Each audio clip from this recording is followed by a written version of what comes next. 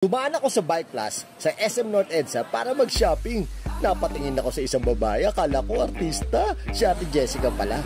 At ayun na nga, nakita ko na ang pinakamaganda at pinaka-astig na bike na nasa gitna pa mismo, mga master ha.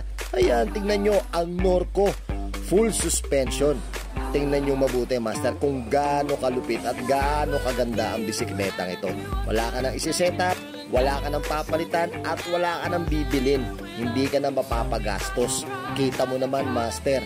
Ano pa ang papalitan mo dyan? Mapagulong, mapakrank, mapakags, pati ang upuan yan.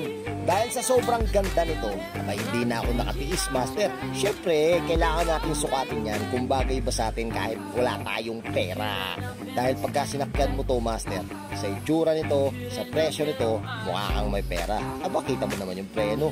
Preno pala. Oops! Uy, powerful. Tingnan mo naman yung suspension sa likod, oh.